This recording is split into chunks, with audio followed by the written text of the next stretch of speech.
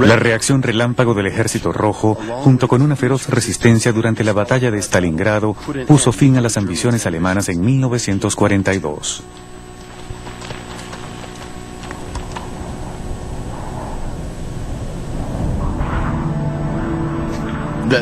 Ese mismo año, la ofensiva de Rommel en Egipto se detuvo repentinamente debido a la falta de combustible. Lo mismo ocurrió con los japoneses, quienes venían contando con el petróleo estadounidense. En 1941, Roosevelt decidió congelar el suministro de petróleo a Japón. Como dijo Churchill, al herir a Japón, este tendrá que enfrentar el dilema de aceptar los términos o entrar en guerra con Estados Unidos. Japón optó por la guerra y lanzó el ataque contra Pearl Harbor el 7 de diciembre de 1941. El objetivo de los estrategas japoneses era destruir la flota estadounidense y apoderarse de los campos petrolíferos de Indonesia. Este aplastante ataque obligó a Estados Unidos a unirse al conflicto, abriéndose así un tercer frente en el Océano Pacífico.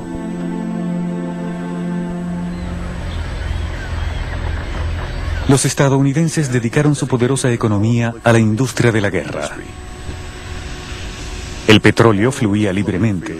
Grandes cantidades de barcos petroleros, buques de guerra y aviones iban y venían cruzando el Atlántico desde Estados Unidos hacia Inglaterra. Preparándose para el día D, Inglaterra almacenó una enorme reserva.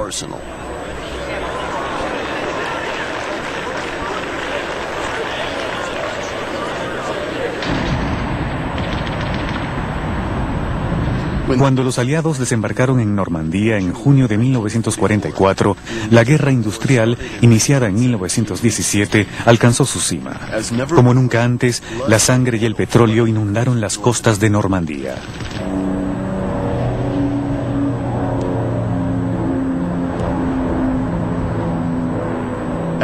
Como escribió Churchill en sus memorias, cuando los alemanes fueron derrotados, la victoria de los aliados navegó sobre un océano de petróleo. El fin de la Segunda Guerra Mundial marcó un momento crucial en la historia del petróleo, que desde entonces se ha embarcado en una desenfrenada y malsana carrera. Terminada la guerra, hubo un esfuerzo extraordinario para reconstruir el país. Este esfuerzo consumía energía, pero fue seguido de una aceleración del crecimiento económico, y este crecimiento económico significó una vez más un aumento en el consumo de energía, particularmente de petróleo. El petróleo se convirtió en la fuente más importante de energía durante el período de posguerra, desplazando el carbón a un segundo plano. En aquel tiempo, la gente creyó que esa fuente de energía se consumiría tan rápidamente que nunca habría suficientes reservas para cumplir con la demanda. A partir de 1945, la recuperación económica de Europa y de Japón fue espectacular, a pesar de hallarse en un escenario de ruina y pobreza. Pero la importante ayuda de Estados Unidos a través del Plan Marshall, así como la voluntad de los gobiernos y los pueblos de olvidar los horrores de la guerra, hicieron realidad el milagro. En Francia este periodo fue apodado los Años Gloriosos. A pesar de la Guerra Fría, que amenazaba la paz en el mundo, el viejo continente europeo se convirtió en una sociedad de pleno empleo y consumo. Siguió el ejemplo de su amigo norteamericano, que impuso sus modelos y mitos en todo el planeta. Autos rústicos, jeans, jazz, el maní salado de las raciones diarias de los soldados, modelos bronceadas para la publicidad de lociones y bronceadores solares, y películas a color alejaban la tristeza y los temores de los años de ocupación. Los europeos también descubrieron las maravillas de los productos derivados del petróleo cuando los objetos plásticos invadieron los hogares de todo el mundo. El material sintético también fue otro milagro de la industria petroquímica que tuvo un éxito tremendo. Una vez que retornó la paz, ingeniosos diseñadores, frustrados por 4 años de escasez, transformaron los paracaídas del ejército estadounidense en blusas y trajes de verano, y el nylon se convirtió en el símbolo del modernismo.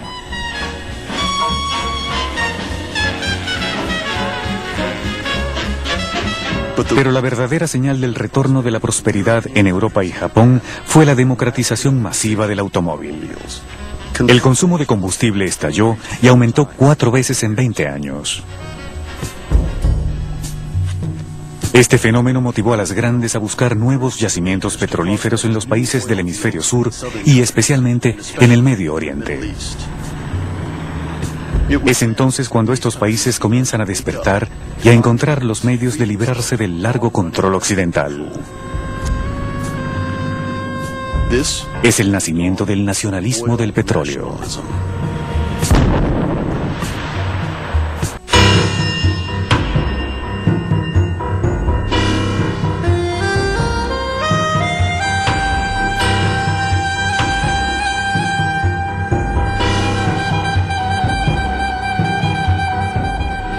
La epopeya del oro negro.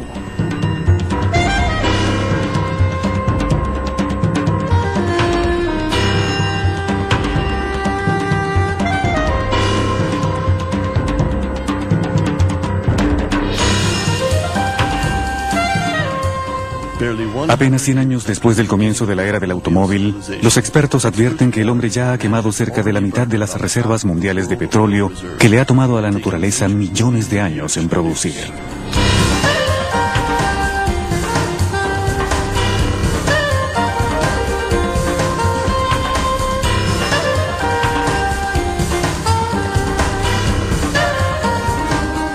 Parte 2.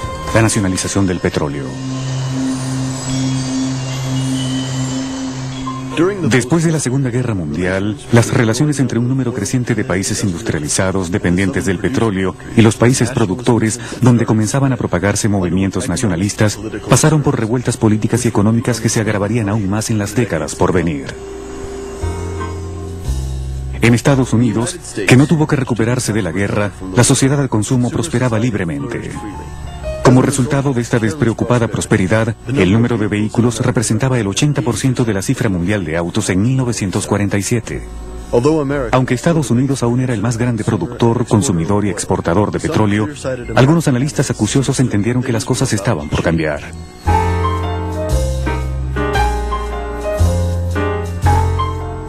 Se hizo evidente que la demanda de petróleo en el mundo superaba lo que Estados Unidos podía suministrar. Particularmente después de la Segunda Guerra Mundial, Europa reconstruyó su economía en torno al petróleo, igual que Japón. Y en ese mismo periodo el consumo estadounidense se disparó. Reconociendo esta demanda creciente y bajo la sencilla premisa de que existían yacimientos petrolíferos extranjeros más grandes y menos costosos de explotar, las compañías estadounidenses e inglesas intensificaron la búsqueda de nuevas fuentes de petróleo alrededor del mundo.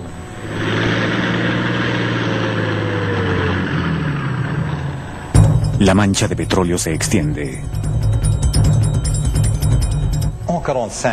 1945. En 1945, el Departamento de Estado estadounidense elaboró un informe en relación con el petróleo y especialmente sobre el petróleo del Medio Oriente. Para esa época, las compañías petroleras comenzaron a darse cuenta de que el Medio Oriente era muy rico en petróleo. Hasta aquel momento, solo Estados Unidos y Rusia habían sido los únicos grandes productores de crudo. Este informe del Departamento de Estado dice en sus conclusiones lo siguiente: el control sobre el petróleo del Medio Oriente ofrece una fuente prodigiosa de poder político y económico, textualmente. Y eso no ha cambiado desde entonces. En diciembre de 1945, esta voluntad política quedó simbolizada en la Conferencia de Yalta, que marcaría fuertemente el destino del mundo por las décadas siguientes. El presidente Roosevelt, a pesar de su delicada salud, estuvo en Puerto Said para reunirse con Abdel Aziz, fundador del Reino de Arabia Saudita. Ambos firmaron el acuerdo denominado Petróleo para la Seguridad. Roosevelt le dijo a Abdel Aziz: ustedes nos garantizan un acceso privilegiado a su petróleo y, como contraprestación, nosotros les garantizamos protección contra ataques internos y externos. A esto se le conoció como el paraguas estadounidense.